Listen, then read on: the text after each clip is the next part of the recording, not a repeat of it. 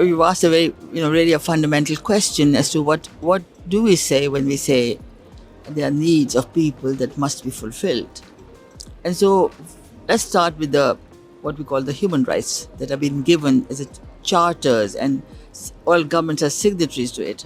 So why is it that everybody does not have at least one room, one safe room? Why does everybody not have a toilet? We don't mind if it's at sharing basis. Why is it that everybody does not have water? I mean, and these are all elements that really affect women and their lives more than anything else, and children also. And then, of course, the chula, or a clean cooking place, or getting clean food, on the table. Without it, how can you survive? And of course, for me, the fifth one would be the solar light of some kind, or light of something, because it just extends the day from the sunset to any number of hours, because you have light and you can do so much more.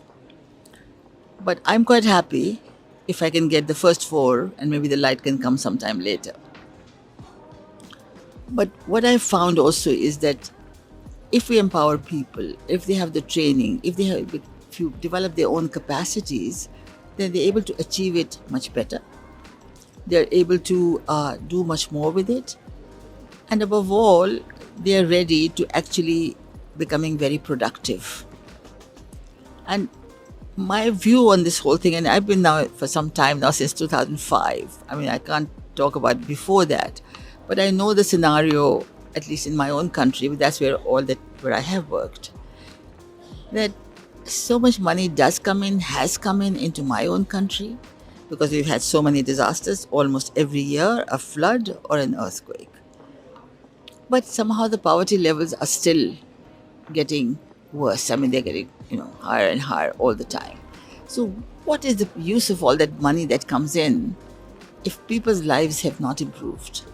My job, if you like, or my responsibility, is to see how I can create an infrastructure of buildings, of everything else, which will be really, really inexpensive and affordable. It's got to be done by people themselves, right? So, as I believe in training, as I believe in capacity building, that's what I'm doing now. After doing my pilots, my work is to see that I train a huge number of people, the same kind of people who've gone through the same kind of adversity. And because now they know, and because they have the skill now, because they have done it, they've become self-sufficient. Once you train them into how to go and impart that knowledge or skill to others, they're the best ones. So I've got this now, hundreds of them, who are going out and helping others.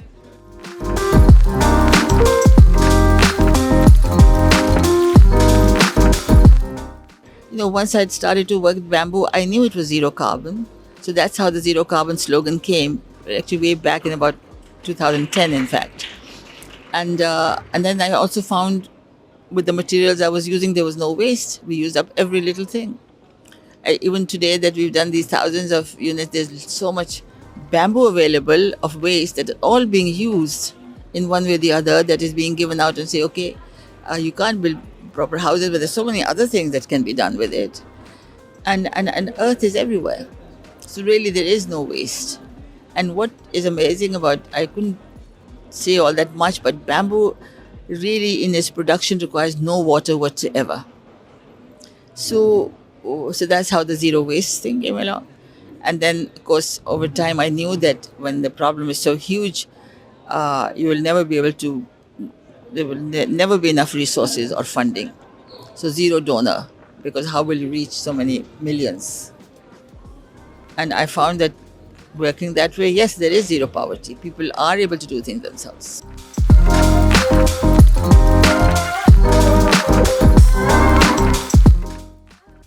For some time now, when I've been looking at all this, and because I had a chance to work with really, really poor communities and also with beggars, especially at Makli, which is this World Heritage Site, but because it has this spiritual dimension, so it has all these shrines.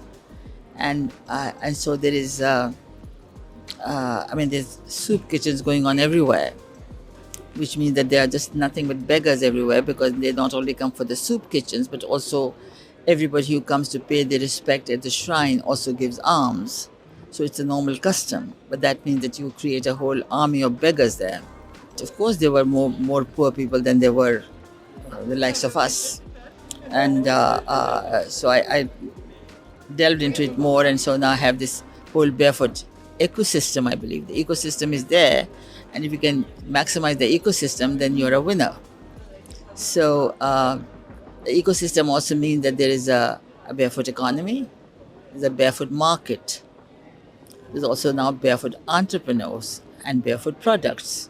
So there's a whole range of things that happen, because those are all that relate to the poor people. It's got nothing to do with urban areas, nothing to do with the wealthy. We don't care. I told my people, I said, don't worry about them. You don't have to bother about selling them, because there are enough of you that you will flourish, and they are flourishing.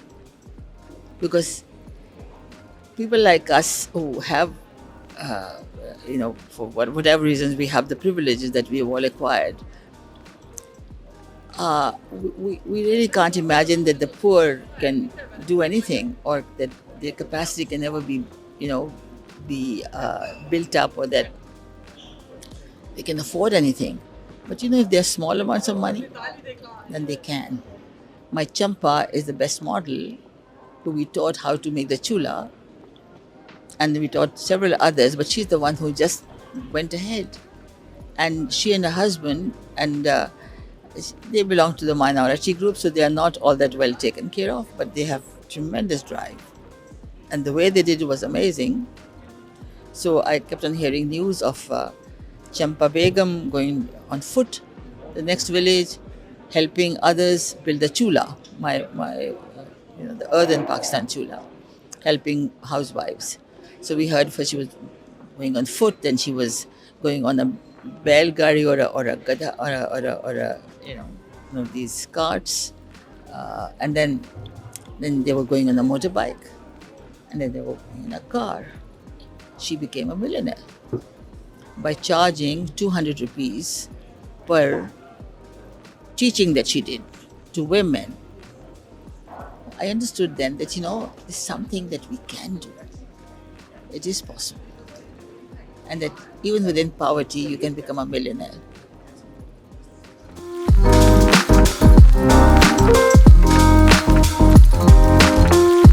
My problem now is that I'm very old now, and I have to see where I'm going to make the most impact. So I don't believe that my politicians will listen. I don't believe that my government will listen. I think their priorities are very different.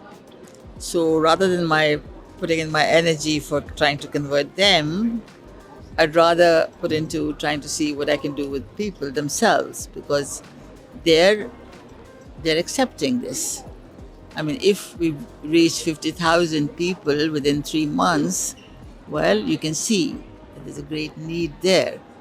Now, if I was to spend the same 3 months lobbying, where would I be? For me, it's a very simple way to see how I need to work. And I think there's an emergency in the field today. We really have all these millions that have nothing. They don't have anything on their head. They have hardly much to eat, and certainly there are no toilets. So that's why my women have to be in the lead. They're the ones who will do it. They want dignity in their lives, and we can give it to them.